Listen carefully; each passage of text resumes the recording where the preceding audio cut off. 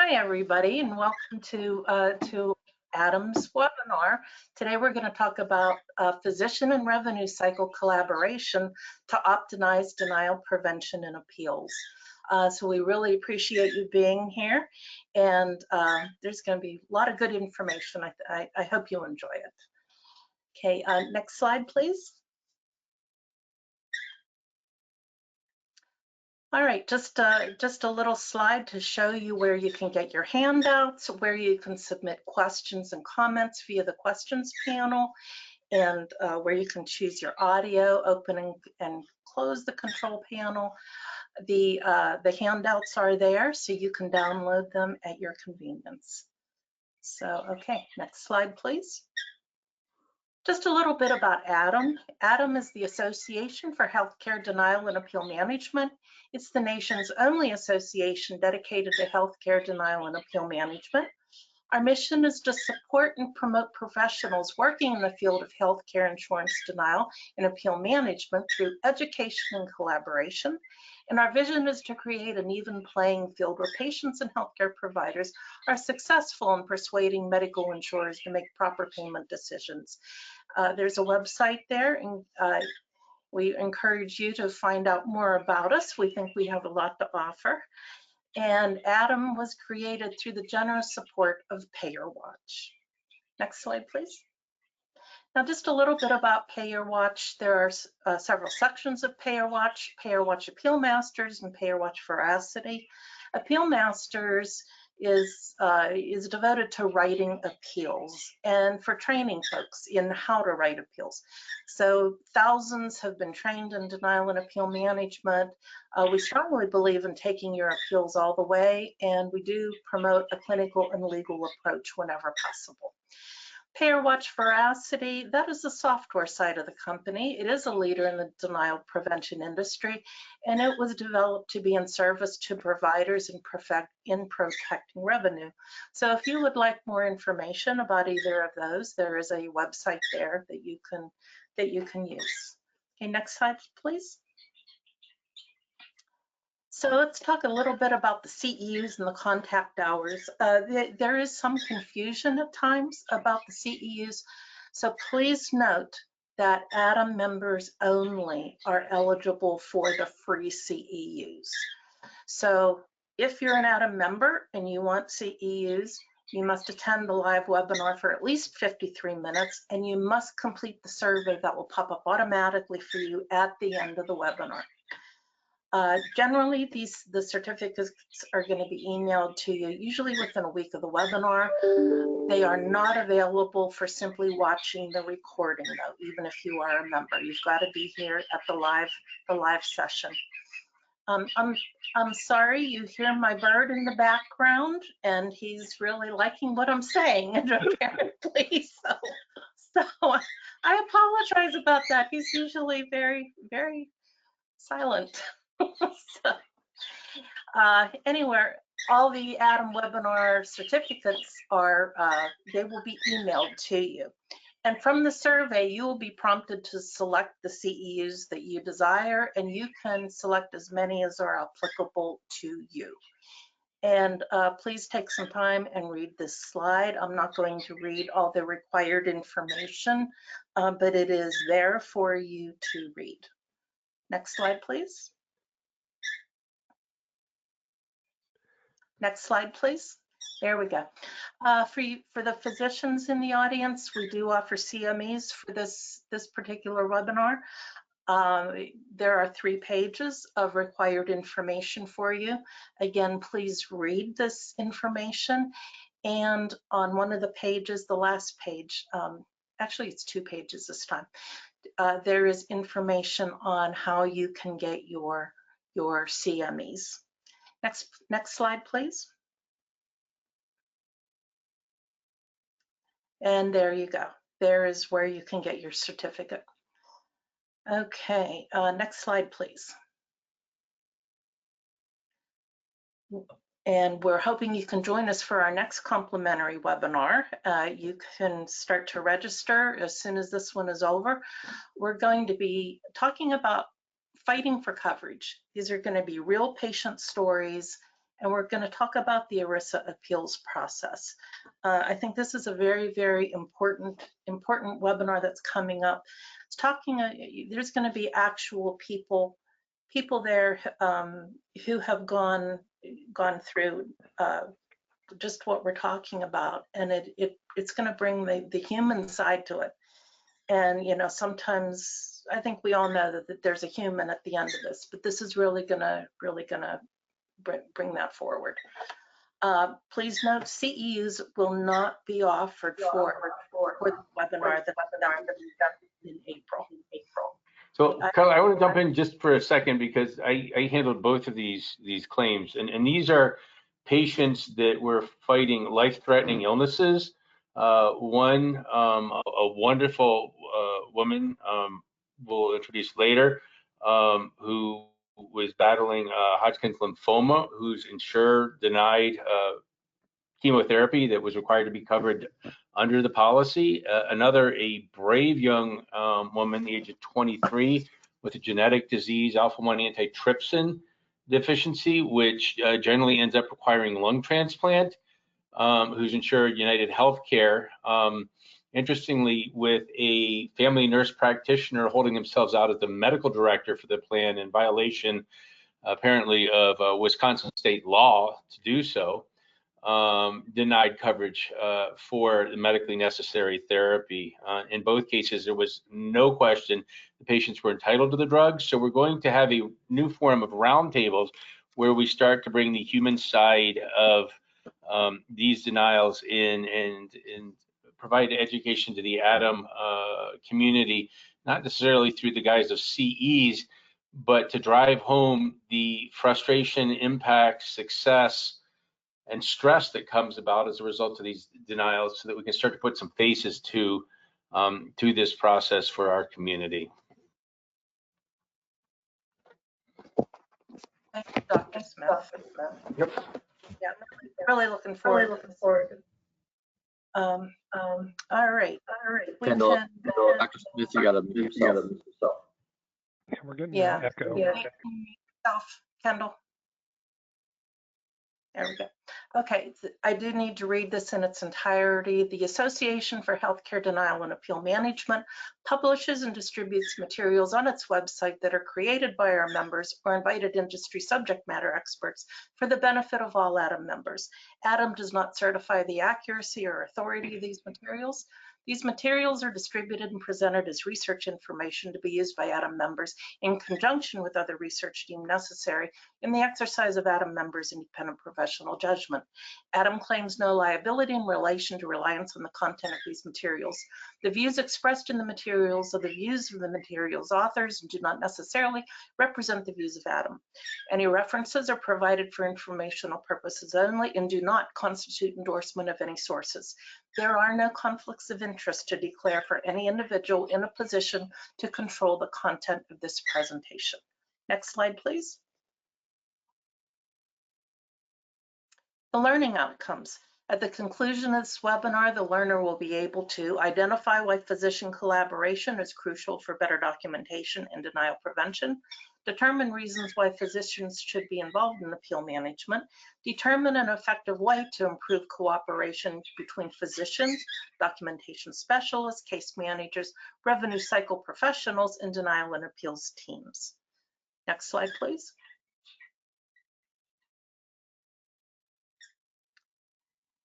And Dr. Smith, would you like to introduce yourself? You're muted. You're muted.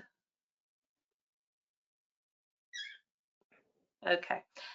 You can read this. So we're very, very thankful to have Dr. Smith here. Okay, next slide, please. Yeah. Am I still muted? No, we got you now. We got you now. Okay. Boy, Okay. Technology is great when it works, isn't it? So, all right, next slide, please.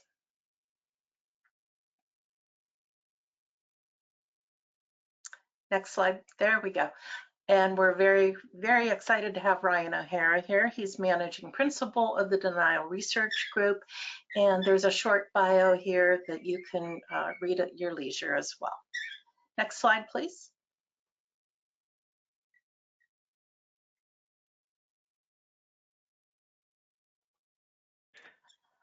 All right, Okay. we'll get into it here.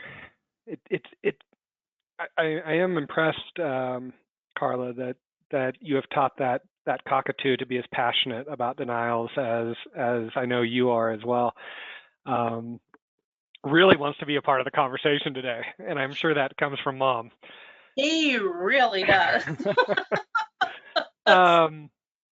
So listen, kind of goals for today. So my background is revenue cycle.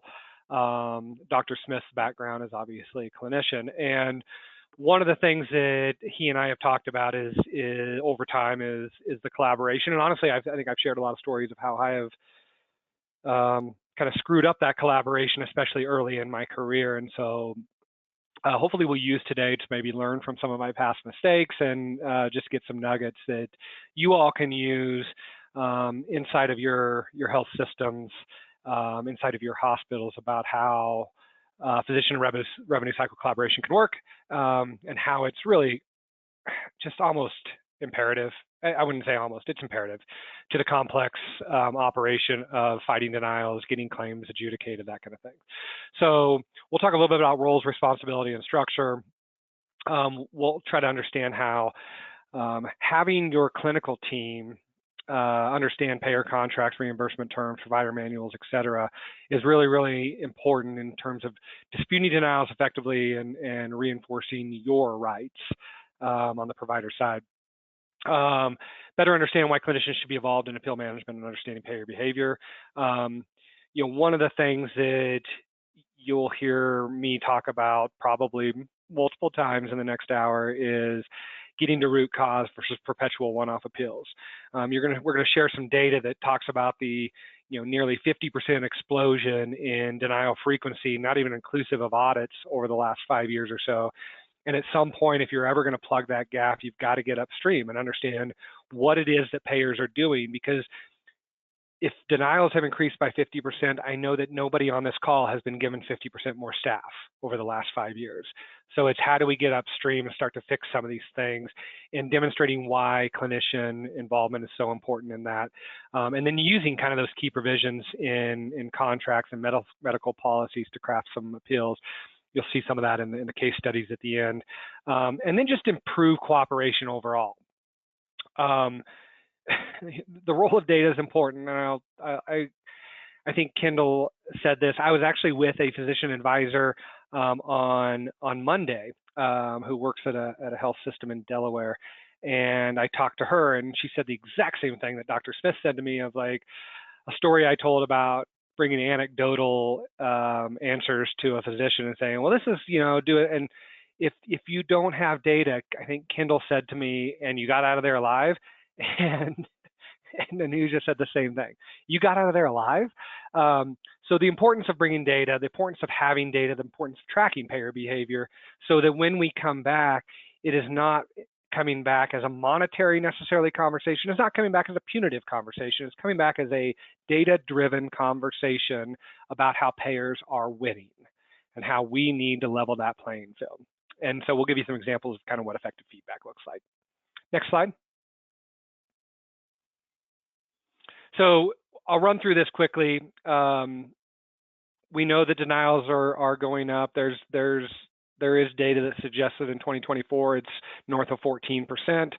Like I said, we're getting almost a 50% increase in the last 5 years in denials, and I know you're not getting the staff to fight that. So it's how do we use our arguments? How do we use our escalation privileges better than we have in the past?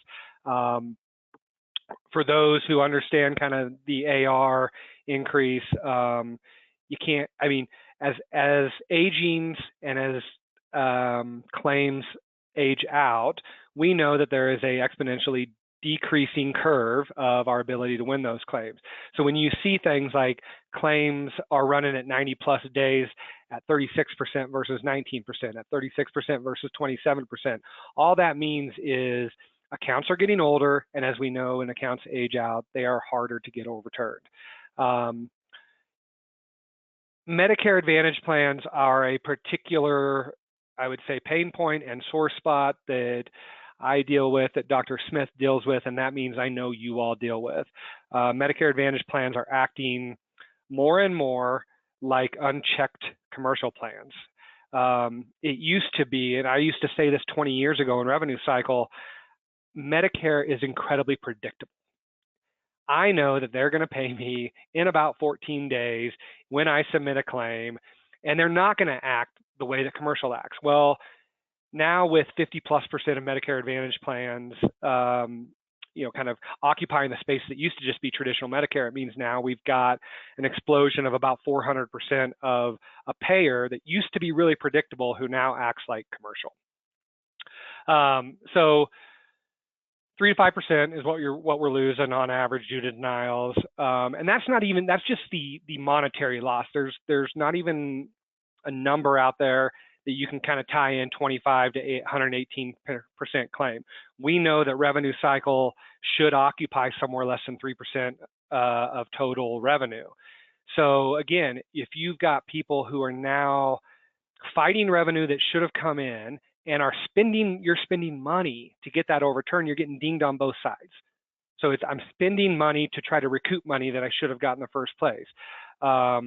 And we'll talk a little bit about DRG validation downgrades, which seems to be this innocuous space that payers are really trying to get into to say, we're going to pay you, we're just going to pay you less, and we hope you don't really catch that. So next slide.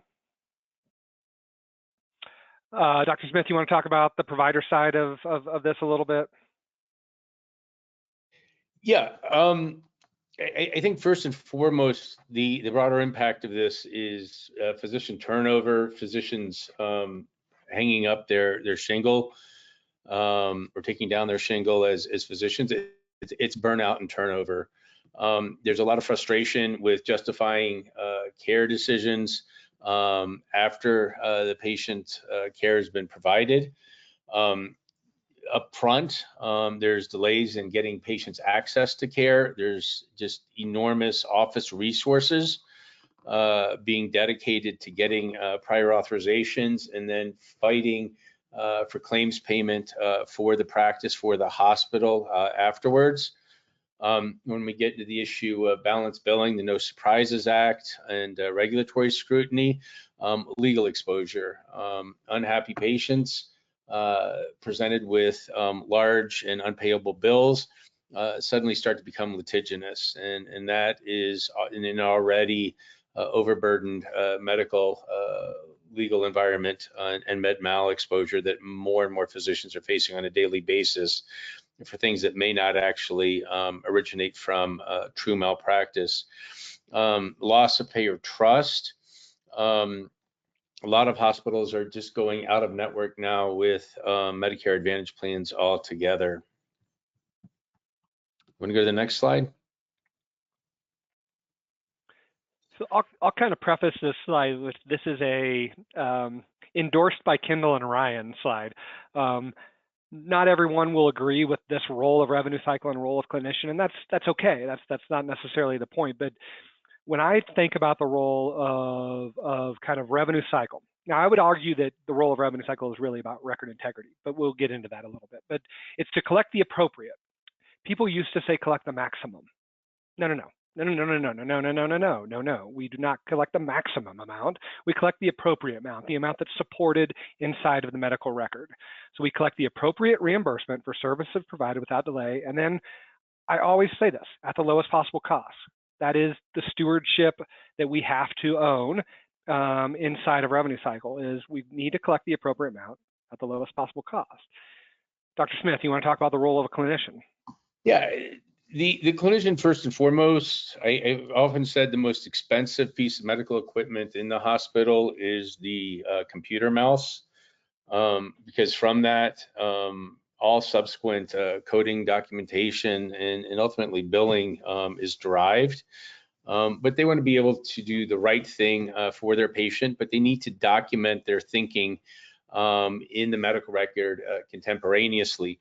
One of the bigger challenges that we're seeing now is not only do they need to document their thinking, but they need to translate that into payer-specific policies to make sure that the care that they're providing comports with the requirements that are being thrust upon them by changes in payer policies, which we're going to get to downstream here.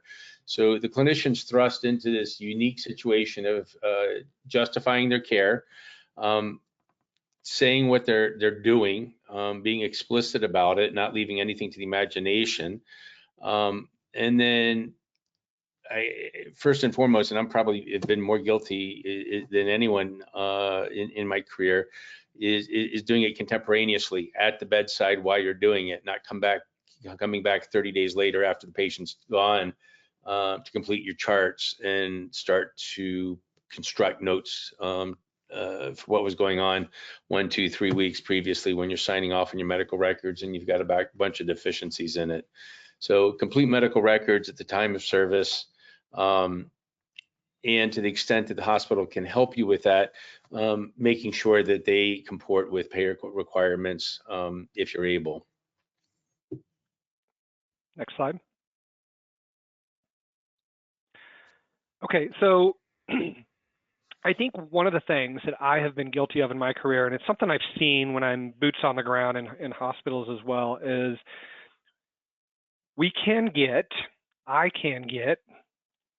the royal we can get very focused on org charts, reporting lines, and those are important.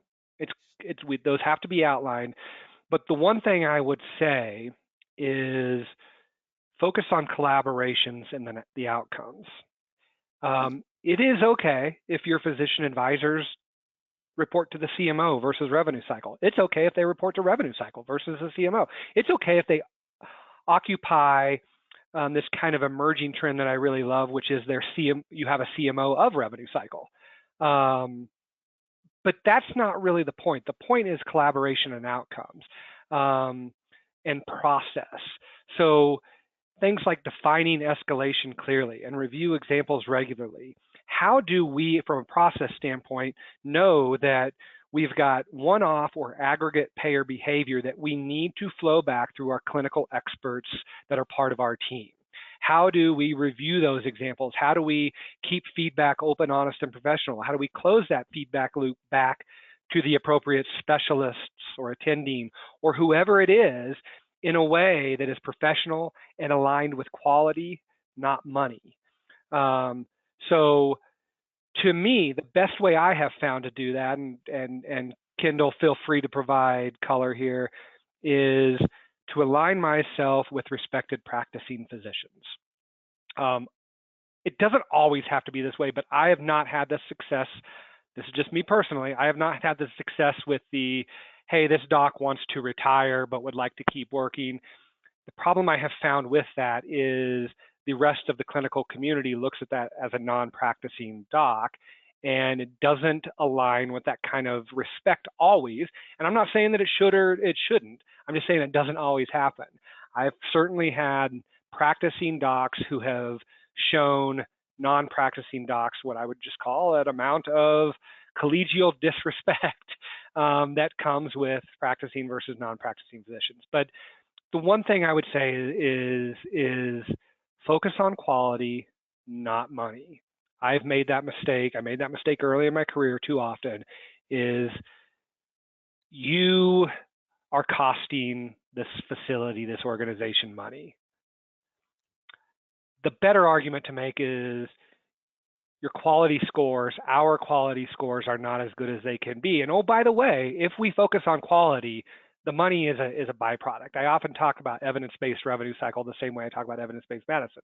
If you just follow quality, if you just follow the indicators, money becomes an outcome, much like health becomes an outcome, and we don't focus on things like money. And so you'll see those last 3 bullet points: have data, and also please, please, please, please, please don't make my mistakes, have data. Bring, and we'll show some examples of those later, but bring data to the fight, internally and with your payers, right? Internally, you have to have examples, not anecdotes, examples of what we're talking about, and you have to have that exact same data if you're going to go try to fight payers effectively, renegotiate with payers effectively. Next slide. So you want to hit on this one, Kendall? This is kind of something you and I worked on. I think the ultimate goal of getting analytics and quality reporting, and is Ryan, to riff on his last point in his last slide, data, what are we looking to accomplish here? And this is the process improvement map that comes out of having actionable data. Data, first and foremost, is going to arise from the idea of see something, say something. So for those of us in the denial space, where you start to become aware of denial trends, new denials, starting to escalate those so that they can be measured, investigated, root causes can be determined. But what that does allow is start to move out of the hamster wheel of seeing the same denial coming back to you over and over and over again, doing some root cause process improvement. What led to this particular denial? Why am I seeing the same denial week after week after week? How do we get the organization off of the hamster wheel? Providing payer interactions and provider education. We'll talk about that in just a bit. And then increase compliance, whether it's with NCDs, LCDs from Medicare, Medicare policies, your contractual obligations to a payer. That ultimately is going to allow the organization to improve its strategic outlook and financial planning, because you're going to be able to rely on improved quality scores.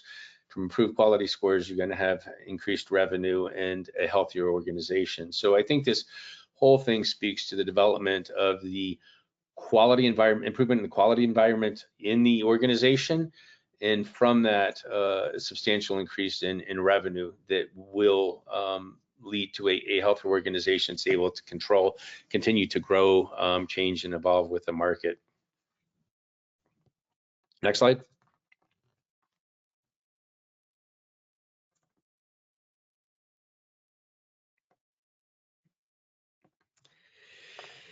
As we start to look at things that I particularly like to focus on, tracking denials by payer procedure diagnosis gives me a good drill down as to what sources of revenue leakage that we have.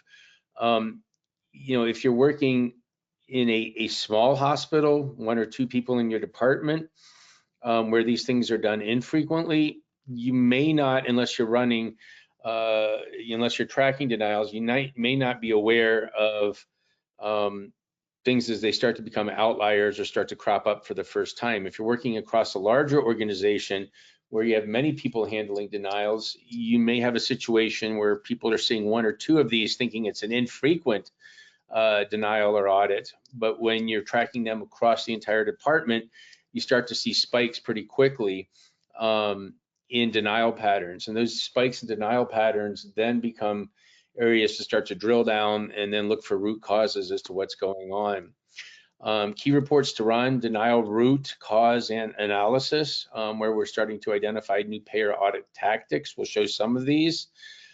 Payer performance scorecards, where we track overturn rates, and then for cases that are not overturned that we predict up front should have been overturned, high probability of overturn, escalating those disputes both internally to our payer meetings and externally to third parties like state departments of insurance, NCQA, URAC, et cetera.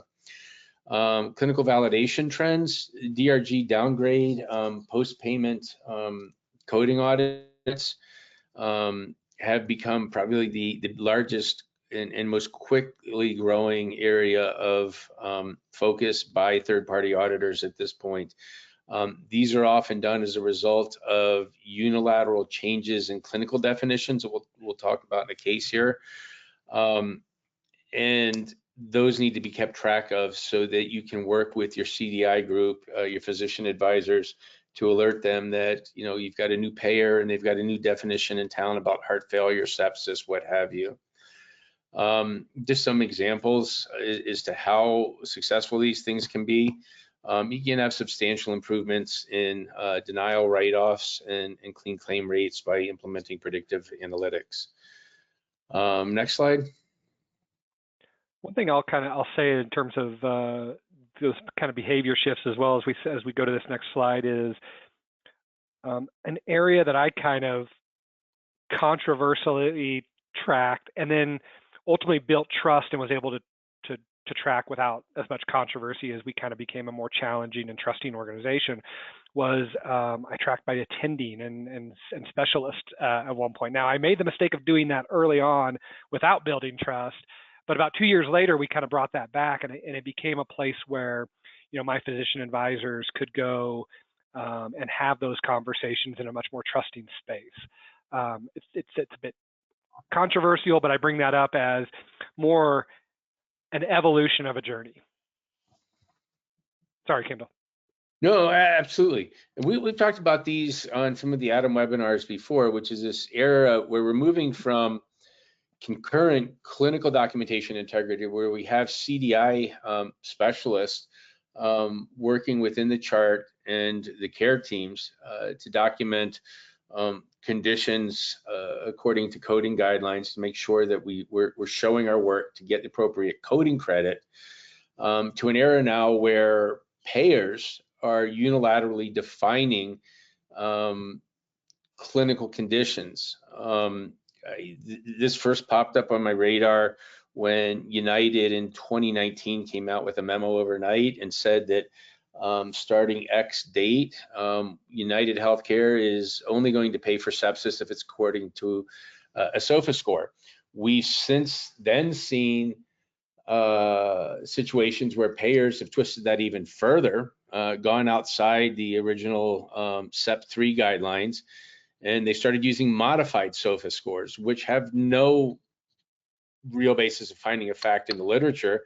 But the payers said, you know, we're going to modify these SOFA scores in a way that really, in my opinion, suits their ability to come in and audit these things and pick them off post-payment. For example, they may say that in patients with sepsis due to pneumonia, where they've got significant AA gradients, or pulmonary dysfunction, AA gradients, shunts, etc., are to be expected in cases with pneumonia. So we're going to ignore the respiratory component of a SOFA score, and we're just going to focus elsewhere. We're going to ignore the entire fact that this patient's septic, and not every patient with pneumonia will have significant evidence of respiratory failure or an AA gradient, but they, just because they can, have put out policies allowing them to do so.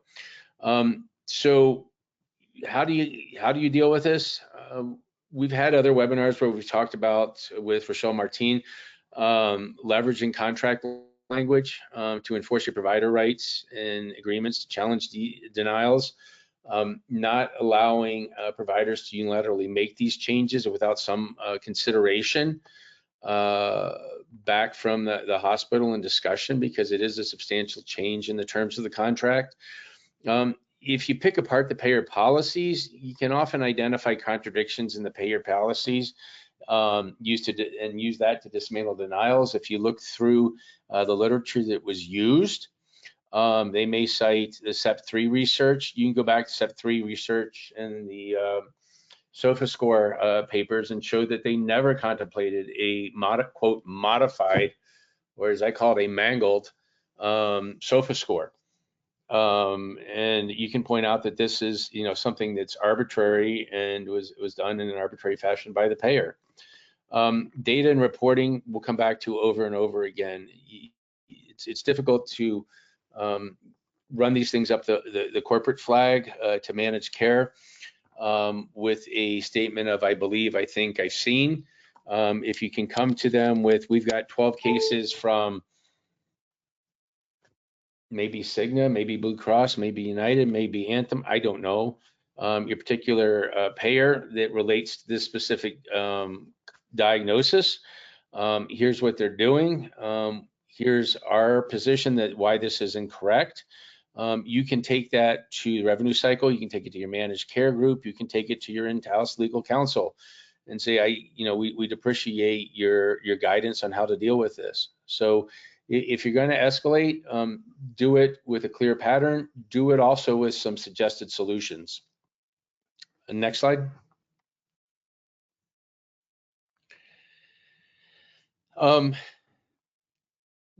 Using payer agreements to your advantage, understand the contracts. And we've talked previously, and I can't reiterate this enough. If you're in writing appeals, you don't need to know your bed rates. You don't need to know the rates that the insurer and the hospital have agreed to. What you do need to know are some specific terms, dispute resolution terms primarily, as well as filing limits. You should have at your fingertips. What constitutes timely filing? How many audits can the payer conduct? Are they able to come back and audit a chart after it's already been looked at once? So if it was denied for medical necessity and the case was overturned and the medical necessity was agreed to, can they come back at a subsequent point and do a DRG downgrade, a DRG validation analysis on it? Can they take 2 bites at the apple? An agreement as to what constitutes medical necessity definition, that they must use evidence-based guidelines, and there should be some agreement as to what those evidence-based guidelines are. Denial reconsideration timelines. So remember, the insurers hold you to the minute. If you have 60 days to get a response to them, and your appeal shows up 1 minute past midnight on the 61st day, 1 minute late, it's going to be viewed as not timely filed, and it's going to be discarded. There should be very specific denial reconsideration timelines, and I've often advocated for a language. It's wishful thinking, Ryan. You can tell me if you've ever been able to do it. That absent a response within X days, 45 days to our position, our appeal, if you do not respond to it, then we will view it as being overturned. Possible, not possible, or just a pipe dream? I would never say anything's not possible. There were supposed to be interest penalties tied to that too.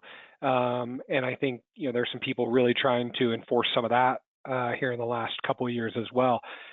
But it is as though we have to abide by rules and insurance does not sometimes. So no, I wouldn't say it's impossible. Have I completely seen it done? No, but I think that goes back to this long argument that, Kendall, you and I have had, and another really smarter people than us have had about we have to quit negotiating rates and we need to negotiate terms. Yes. Rates don't matter anymore. I just believe it in my core. And there's a line in, Kendall and I pull out movie lines a lot, but there's a line in The Usual Suspects where, they say the greatest trick the devil ever pulled was convincing people that he didn't exist. And I believe that the greatest trick insurance ever pulled is convincing hospitals and health systems that they compete against each other. I don't think they do. And we still are in this mode of competing with each other, competing hospitals and health systems on rates. And the truth is we're all competing against insurance. And insurance has all of our data. They know how we behave. They know how they act. And what we have is our data. But they have all of our data. They have every hospital that has ever done any claims with them whatsoever. And I think we've got to get to the point where we work in mass on terms and quit fighting about rates, because I don't think they all that much differ and they don't all that much matter. No, rates don't matter because they're going to find a way to take that back through denials, audits, arbitrary changes to their provider policies. So those are illusionary. You may get a 3% increase, but you're going to see 20, 40, 50% uptick in your audits. And I think the best example of that is they gladly give you rates. Oh yeah. They know what they're going to do after they give you 5%. So, I mean, yeah. Yeah. See if the 5% rate increases your bottom line by 5% at the end of the year. In all likelihood, you're going to be more upside down than you were the year previously before you had that increase. Right. Okay, next slide, so we don't get bogged down here by time. These are some examples of reports that I rely on in working with client hospitals. These really serve as early warning reports. So if you take a look at the medical records sent, the graph on the right, you can see this for this particular institution. They've almost got a 50% more charts being requested by one of the Blues plans. You know, that's something to focus on. Take a look at the audit letters, see what they're looking for.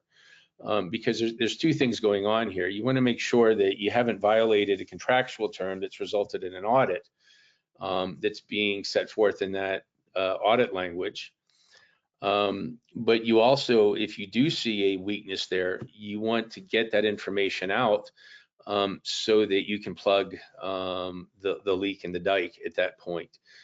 So these to me serve as early warning indicators of things that the hospitals should be aware of. They should be running these reports on a monthly basis, know who's auditing them, take a look at the audit request, see if there's any immediately actionable intelligence out of that in terms of fixes that should come about for the system, and then deal with whether they're acting within their contractual rights to request that number of cases. Go back to your contract, see if there are any limits on audit requests. Again, something that really I think should be incorporated in a master operating agreement contract with an insurer, are limits on audits. Ryan, any thoughts? Yeah, I mean, the thing that I would tell people here is these are directional. These are dashboards. But what they do is they give you places to drill. I've been in many places and maybe even been guilty of this myself, is where you're trying to track 50 different things. Like, please don't track 50 different things. Track a manageable amount of things that you can drill into 50 other different things if you need to. And this is just directionally something that says, what happened in January? What's Blue Cross Blue Shield doing? I need to drill down into that. Can I see patterns and trends develop that can help me try to move the volume to a more root cause preventative space? Okay, next slide. Yeah, I can take this one. This is just another. So these dashboards often might derive out of revenue cycle, but this is the kind of stuff where it's like, okay, again, what is our appeal inventory does look like? How do I use this data in an actionable way to not go try to fix 20 problems, but to find 3 to 5 right now that I can focus on in the next month to 3 months to get upstream and try to fix? And so just another example, a dashboard to say, where do I need to drill to find where my appeal inventory is by payer? Am I picking up a diagnosis trend? Again, am I picking up some sort of specific CARC or RARC trend? And if you're not familiar with those are just the 835 responses from payers that help us kind of aggregate what it is they're doing. So again, think of these as dashboards, and they give you directionally an ability to kind of drill in to what am I seeing these payers doing, and where can I go focus my limited amount of time, energy, and effort and resources on something that has big impact. Next slide. This is a little deeper analysis. Kendall, you want to kind of maybe talk about kind of what we're moving here left to right? Yeah, so we're looking at the total number of cases on the left side, and I think that I tend to focus on are the overturn rates. So insurers that you're having huge success with suggest that these cases are being inappropriately denied. The cases you want to look at situations where you have low numbers, where you have large number of cases going out being denied, but you're not really having success overturning them. So that suggests two things. Either the care was not, quote, medically necessary, or something was done in violation of the contract, or in the alternative, the insurer is just rubber stamping and upholding its decisions. So I tend to focus in this one on the lower numbers where the overturn rate is very, very low. I also focus on the other end of the spectrum where the overturn rate is very, very highly, because those shouldn't have been denied to begin with. You know, did we not get the medical record to the payer in time and completely to make a fair decision? Is the payer just arbitrarily and reflexively downgrading things or acting in an arbitrary fashion to create denials? And those things both bear investigation. We move to the next slide. Well, before we go to the next one, just real quickly, one thing I would point out here is the importance of good input too, right? So if we look at this Humana one, right, there's nearly 8,000 cases, and I would say that 6,300 of them are either identified as request for records or no issue selected. That's going to require more digging, right? So the better we can do a job of identifying truly what the root cause is, and again, I would say CARC-ROCs are maybe the best way to do that. It's important to say, I'll use an example of one time I was auditing some accounts for a client, and like 90% of the kind of notes that the follow-up rep team was putting in was follow up with payer. Well, that's pretty generic, right? So there is value in trying to figure out what in fact payers are doing, because that helps just streamline both, I think, the effectiveness and the efficiency of the conversations that you need to move upstream on. Just a point.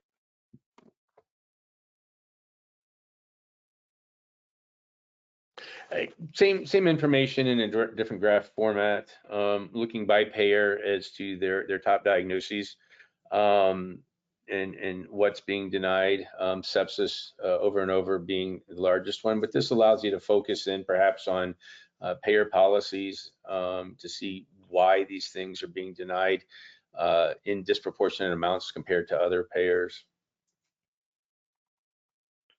Okay, so we'll get into 2 case studies and talk quickly about, in the interest of time, Ryan, we've got about 12 minutes left. Yeah. How collaboration between the revenue cycle and the appeals, denials, audits task force would come about. So a relatively straightforward, and this I think is the bread and butter of those of us that are writing denials, is this language. Although the diagnosis of sepsis is documented throughout the medical record, sufficient supporting documentation was not found to validate this diagnosis based on sepsis 3 clinical criteria. So we're using SEP 3 criteria, even though the hospital may have in place a policy saying that we're going to use SEP 2, which comports with CMS requirements for sepsis bundles, etc. So the payers picked one definition of sepsis, the hospital has another one. If we go on to the next slide. Here's just an example of the documentation we were able to pull out of the record. Indication of infection, cellulitis, fairly concise documentation of the reason that the patient needs IV resuscitation, sepsis. You got 2 liters in the ER, linking the infection to sepsis. So sepsis, secondary to right lower extremity cellulitis, and an explanation that the patient was both tachycardic and had an elevated white count. So pretty good, solid documentation to support a diagnosis under SEP 2. Next slide. Clinical quality reminders, sepsis suspected. So yes, we agreed to this. Patient will start the sepsis order set in compliance with CMS sepsis bundle. And then the discharge summary actually carried the diagnosis through the record, linking it back to the presenting condition of cellulitis, the underlying source of the infection. Received antibiotics, actually had some altered LFTs, probably due to sepsis and the systemic inflammation. Was treated with appropriate antibiotic therapy for 7 days in the hospital. So a fairly long length of stay and a lot of use of hospital resources. Next slide. Lab results completely in line with what we would expect for a sepsis 2 case. Next slide. The justification for appeal, there's a lot of back and forth here, and we still argue these to this day. The payers are taking the more conservative and restrictive definition of sepsis 3. A lot of hospitals still endorse sepsis 2. There is evidence that going to a more restrictive diagnosis of sepsis will miss a lot of patients that ultimately do become septic. So Many hospital systems have adopted definitions of sepsis too. Problem we get into is when that does not necessarily comport with or line up with payer policies. And that's where we get pushback and a lot of these denials coming from. Next slide.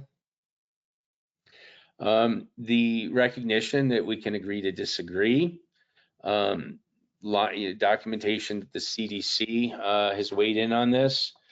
The recognition that SOFA has limitations. So all helpful language, if you're writing these appeals, these will be available afterwards. Next one.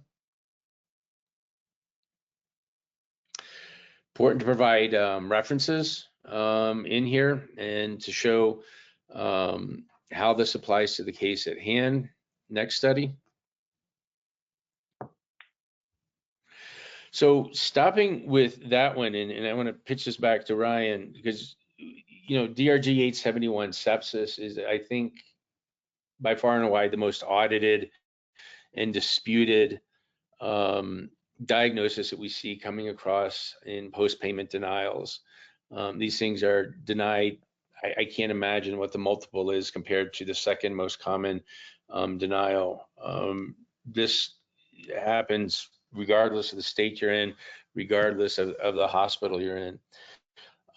If I bought these to you and said, listen, we've got, for example, from United Healthcare, we're seeing 80% of the patients from United being audited and taken back, where we complied with the hospital policy for denying sepsis, for coding sepsis and documenting it according to sepsis 2, which is memorialized as a hospital policy and procedure.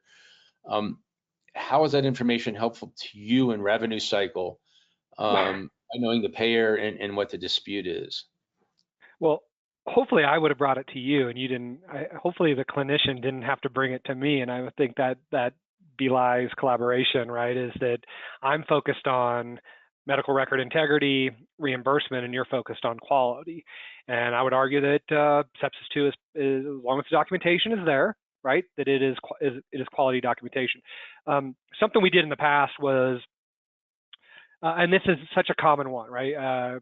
Kendall's immediately when he brought this up and when Carla brought this up to me, I'm like, is this step 2 versus step 3? And they're like, oh, exactly. I'm like, okay, well, that happens all the time. So some things that we did is we could create kind of specific prompts, templates, and documentation requirements by payer inside the EMR. So if we knew that United used step 3 and Medicare used step 2, we could put some prompts inside the EMR and it still work. And I tell physicians all the time, I'm like, I will do everything I can to make documentation easy for you, but I can't make documentation not a requirement for you. And I think 90% of reasonable physicians completely understand that documentation is an important part of their job, and that the EMR can be intrusive and an obstacle to that, to your mouse comment earlier. But I think there's some things we got to do in informatics, and there's some things we got to do in revenue cycle to kind of make record integrity easier for docs on a perpetual, never-ending basis. And that's what data helps too, is to say, what are the things I'm seeing? How do I get inside the EMR and work with my informatics team to make it easier, knowing full well that I can't always make it easy? That makes sense. Yep. So we got 6 minutes to finish up to be done on time, which I'm going to hold us to Ryan. So we're going to go through this one really quickly. Very, very common. We see a lot of these. So this is a lack of prior authorization. If we can go to the next slide. The takeaway from the slide we're leaving right now is the member may not be billed for these services. So an in-network provider seeing an in-network patient. Statements of fact. I'm trying to figure this one out. This was actually, I threw myself for a loop. This was a different one than I thought I was going to see. So in this case, this was a situation where the patients produced the wrong insurance card up front. The payer actually went forward and provided a auth number. So there's a reasonable presumption that the hospital was acting on, that the care was going to be paid for. And I actually do remember this case, so I actually handled this one. It wasn't until sometime much later that the staff became aware that the patient wasn't covered under that plan. And then at that point, payer B stepped up, and the hospital acted timely to send information to payer B, but it was denied for retro authorization because of untimely notification. They didn't notify the insurer B up front, even though they had no way to know insurer B existed. These are a lot of things that the front office struggles with, Ryan. So I'm going to pitch this one back to you. I know it's not the exact case we talked about last night, but I think it does relate to the idea of a technical denial. How can these types of patterns, and what are the best practices for dealing with these? Yeah, I mean, there's some legal arguments that you can make that I think help support this as well. And that's I'm a huge proponent of don't only make the evidence-based clinical argument, but also make the legal argument. I think over time, hospitals and health systems have done a really bad job of trying to qualify what the job of admitting or patient access you might hear is, right? There's so many places I go into and they say, we want you to do 45 of these. We want you to do 60 of these a day. And I'm like, I'd rather you do 30 quality ones than try to speed through 45, authorizations, registrations, whatever it is. And so when you are working in a fast-paced environment and you're hand entering a lot of this stuff. And I would say, especially in the ED, you've got a small subset of the population who is intentionally giving you erroneously information, right? Again, I don't think that makes up the majority of people, but that does make up a small subset that I think is unique to the ED. We need to understand that error is going to be part of this. And there are some good legal arguments. If any of you attended the session I did 3 or 4 months ago about legal arguments, there's some stuff in there that I think helps, as long as we're timely and as long as we're fighting this efficiently, to say we worked under our best judgment at the time. Sometimes just mistakes happen, and we are coming back and we're going to try to get paid for this. But my one thing to say here is this is the importance of legal arguments as well.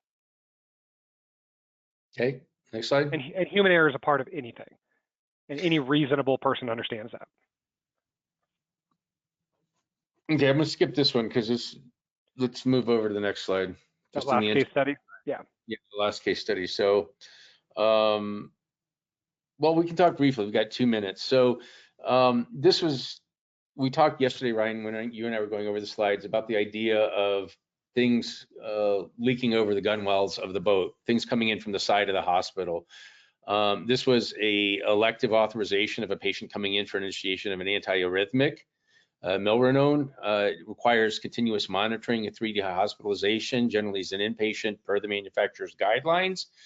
The cardiologist has admitting privileges, bypass the ER, shows up in admitting with a bed reservation, goes up to the bed, utilization review by virtue of the way the hospital is structured and the UR and care management departments are structured, never aware of the patient has snuck in the side door. You remember you're a little kid and you used to sneak into the side door of the movies to see the movies for free. These are the way these patients tend to come in from the provider's offices, sneak in the side door, show up in the lobby and say, oh, I've got a bed reservation, and they go right up. What can be done with these in terms of what information would you like to know when we're seeing these, Ryan, and how best to deal with these? Yeah, I mean, this is one of those examples where this is why I tracked by admitting, attending, and specialty sometimes, is so I could maybe identify trends that came in. Again, I don't think this is malintent. This is a physician who has admitting privileges, and patients come into the hospital sometimes if they don't come through the ED in weird ways. I've seen this one before as well.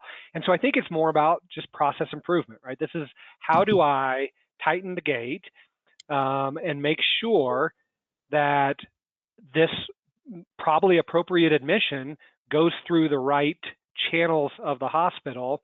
And that probably involves some conversation with UR or case management or whoever it is who interacts with that patient on the inpatient level if they bypass traditional admitting.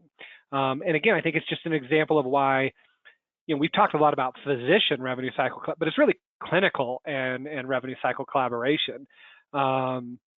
Reggie, one of our colleagues, and I and you talk a lot about the importance of delineating between UR and case management, because they're two different things.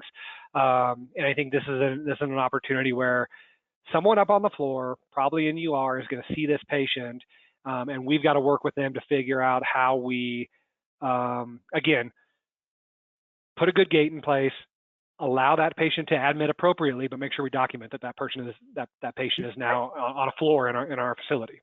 And I think to wrap this up, this goes back to the idea we talked about initially, is if you say something, if you see something, say something, because you can be assured that there are other patients like this showing up. They may not have shown up as denials, but if you see something where patients are getting admitted through offices directly, I've seen people going directly to a bed as a transfer and not being registered. Transfers are, yep.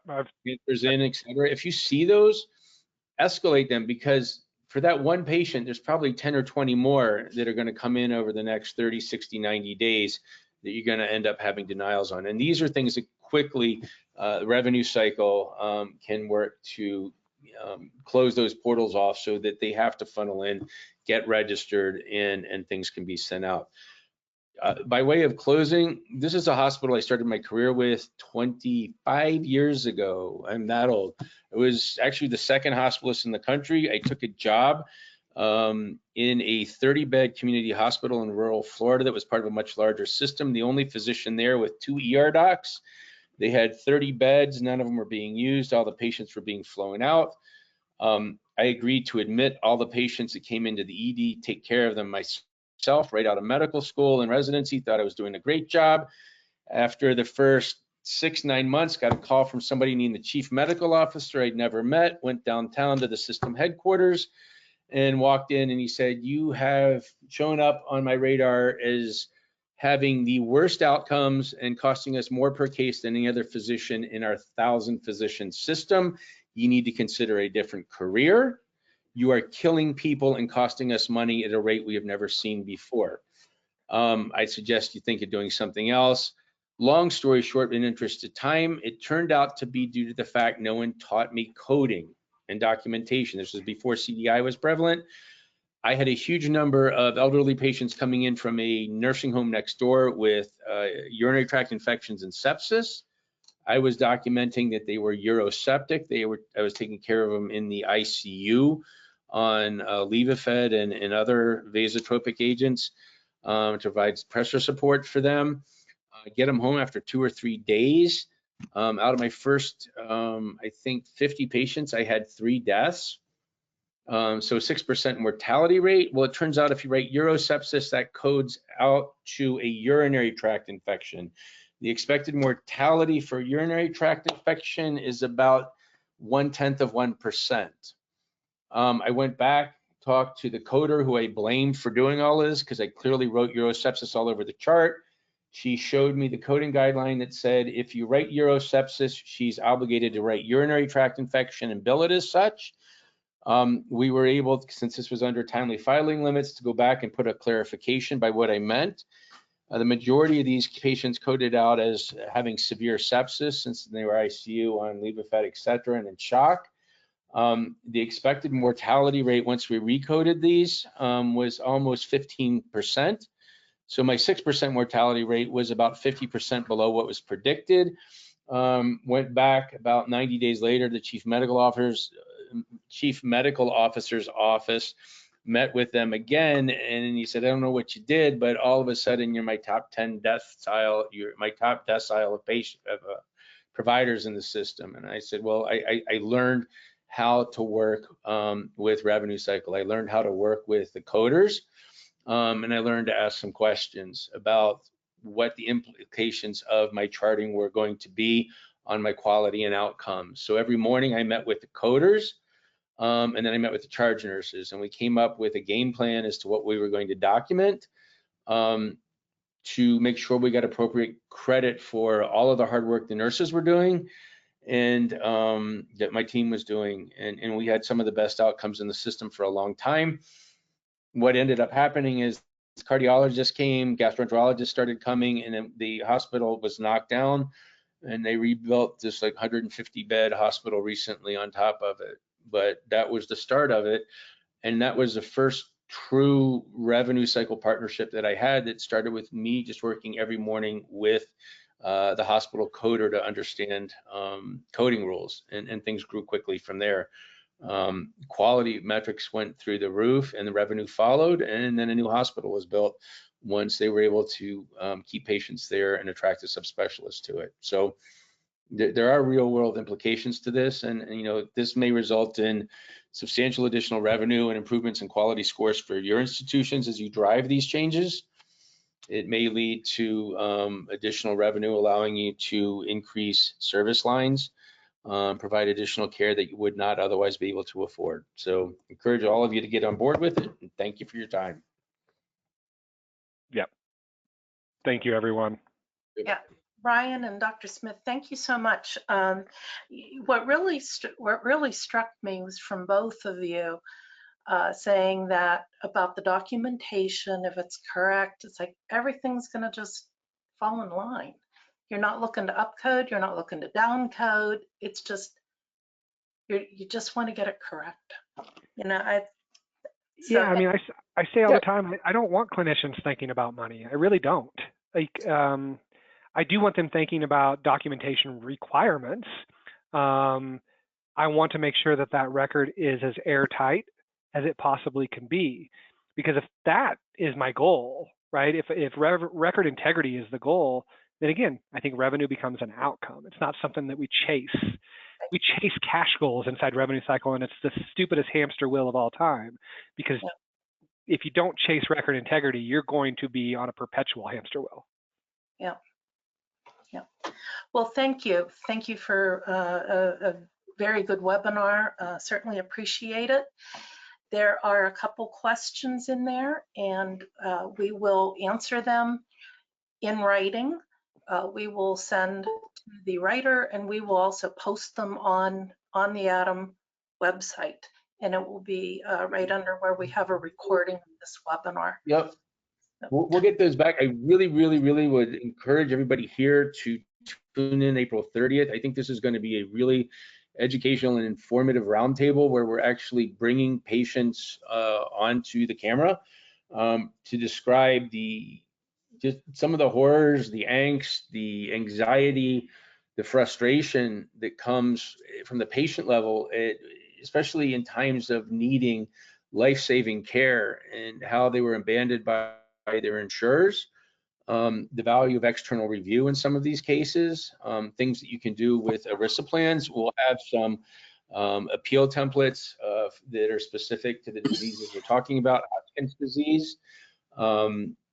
We'll teach folks how to read coverage requirements. We're going to invite folks from the Alpha-1 Antitrypsin Society, so patients will be asked to come, Leukemia and Lymphoma Society. So we're going to open this to patients as well as nurses and clinicians to attend, and hope for a broader audience, because the work that we do as clinicians in this space, I think it's time that we start to understand how this affects not only hospitals, but the significant and positive impact that it has on patients' lives. And I think it would be very uplifting for a lot of us to hear some of these stories, as well as emphasizing some of the frustrations that we're dealing with, that we know exist, and see how patients experience this and what that can do in terms of turning their lives upside down. Yeah, well said, Dr. Smith. I mean, I think tools and tactics are incredibly important, but this is this can be a very thankless existence. This fighting insurance companies, and thank you all for what you do in that space. And I'm talking to all the attendees as well as my colleagues. But in addition to tools and tactics, we need community. And that's one of the things we want to try to build. We want to humanize this. We want to build community. We want to understand that this is thankless, that it's hard work, and that we're all in it together. And I would say hopefully in the future we hear stories from you all, not just patients, but I think you'll see an evolution of not just tools and tactics, because that's really, really important, but an evolution towards community as well. And I think that's equally important. I think there's a lot of value to storytelling, truthful storytelling, but shared experiences. And to build a community, you do need that at its base, which is shared experiences. And so we'll start a series of roundtables going forward, not every month.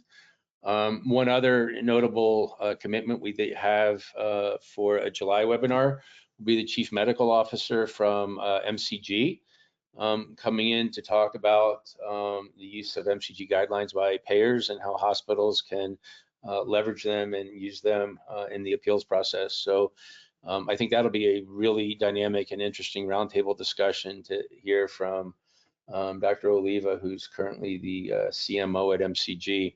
I know a lot of us are frustrated with how payers tend to apply them, and we will probably open that more towards questions from the audience to make it a really dynamic roundtable.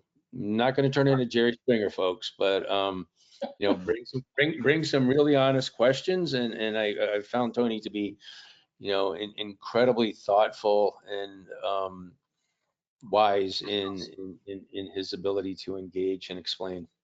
All right, these folks have given us an extra 13 minutes of their time, and we do need to wrap up. Thank you all. I know the time is all we've got, so thank you for your extra time. Bye-bye. Thanks, bye.